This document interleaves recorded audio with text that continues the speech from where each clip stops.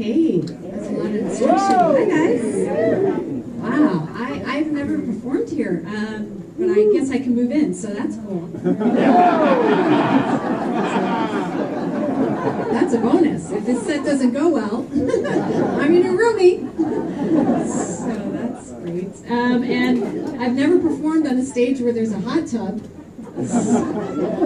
That's bonus. You know it was like 110 today, right guys? So thanks for installing. Is that where you guys keep the beer? That's where you hide the shit. I see a ton of you going, fuck, she's got a point.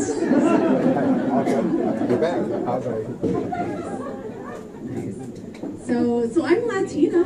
I am. Gracias, thank you. I'm legal. Damn it. Where is Trump when you need him? Yeah. I am Latina, but I'm not the typical Latina because I got pregnant in my late teens. Yeah, I'm a little bit of a late bloomer, sir. My mom's like, hurry up, your little brother's already a grandfather.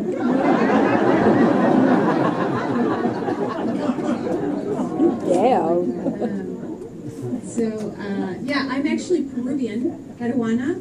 Peruvian, full-blooded on both sides. Both of my parents were actually born in Lima, which makes me half Peruvian and half llama. Yeah, thank you. You should see the furry legs.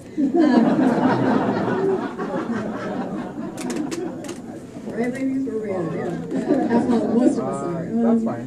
So yeah, and my mom, I have 3 brothers. My mom is a little bit embarrassed because I only have 1 son, and for a Latina, that's a failure. That's the truth. My 3 brothers, my youngest brother, who is 6 years younger than me, has 7 children. That's the truth. He has 7 kids. My oldest brother has 6. My middle brother has 2. So he's definitely gay. Latino just has 2. I was totally gay. And so my mom, every Christmas when we get the family together, she's embarrassed. Her only daughter has 1 child. So she says to me, Lisa, you only carry 1 baby in your body. And I'm like, yeah, Mom, but 15 kilos of coke.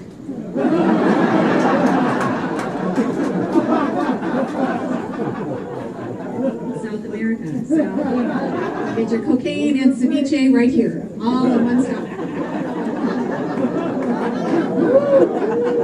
It's old though, so it's kind of like dust at this point. When I was young. You guys are a lot of fun. A lot of people ask me what got me started in stand-up. My parents, because they were so supportive. They were so. I remember 15 years ago when I first started, and I told my mother that I was going to be a stand-up comedian and follow my dream. She laughed in my face. True story, for like 5 minutes, which I was like, that's the response I was going for, I guess. And here's the thing, 15 years later, my mom actually supports my career. She really does. I caught her taking my DVD and selling it at the senior center. True story. She's selling my DVD at the senior center, which is so cool. And I'm like, bitch, better not be giving them a senior discount. Would not be cool. With a bag of cocaine on the side. So. And my dad was just amazing, you guys. So, same thing, so supportive. My dad, the only thing with my father that was a little bit hard at times is my dad has something called chemical depression. And maybe some of you know what that is. If you don't know what it is, it's when your brain has an imbalance of serotonin and whiskey. Yes. I know. It's pretty imbalanced. But he was so supportive of me since I was a kid. You know what? I just caught myself. I keep saying was. He's not dead. Just his liver. Yeah, needs some resuscitation. But my dad was really, he's just awesome. He went to every single one of my basketball games. every single basketball. He was in the bleachers. Didn't even matter which game it was, mostly because he woke up there. And he was always present, you guys. I mean, and he always brought people to my games. It was always packed over there. You know, he'd bring his parole officer, his sponsors, and, you know, he'd sit with his other family.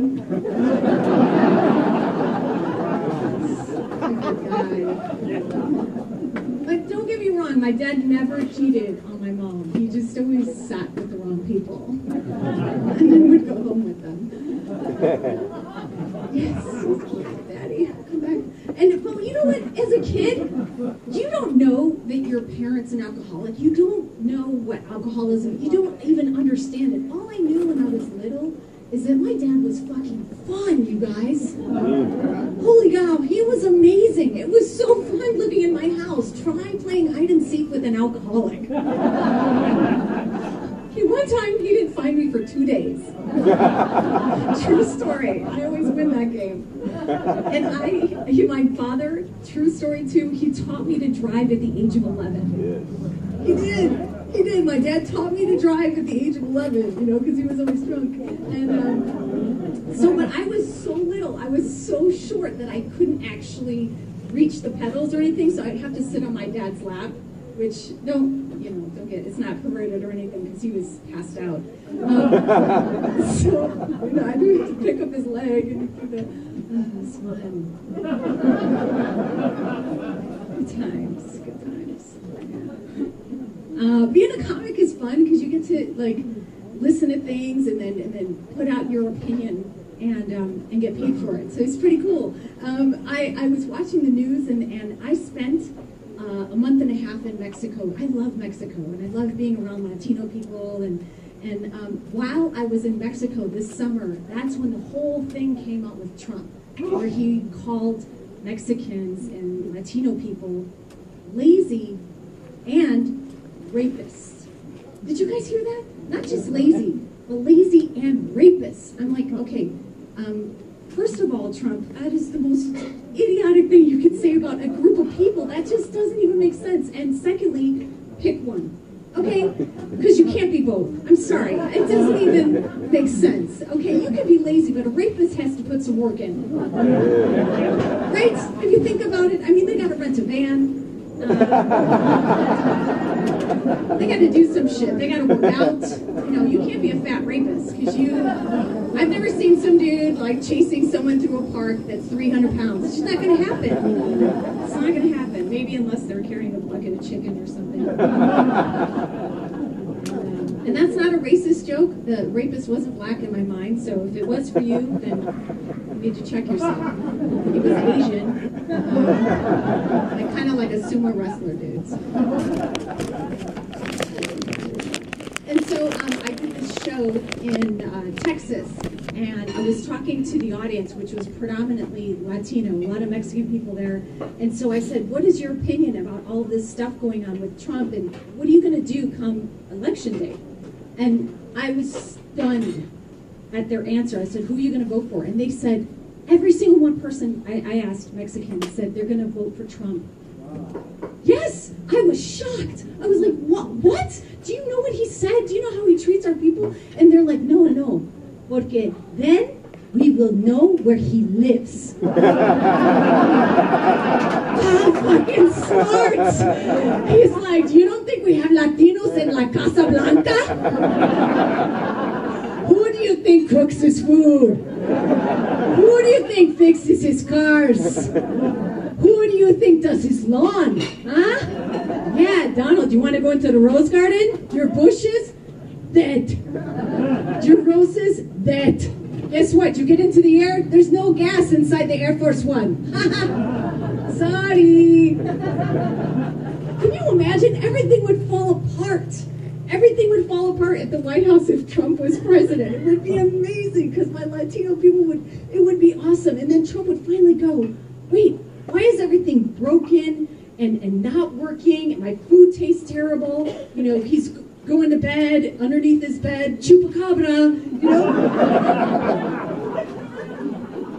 And he goes to his workers. He's like, why is everything not working? Why aren't you guys doing your job? And they're like, oh, because can rape you. You guys are awesome. I'm Lisa Alvarado. Thanks.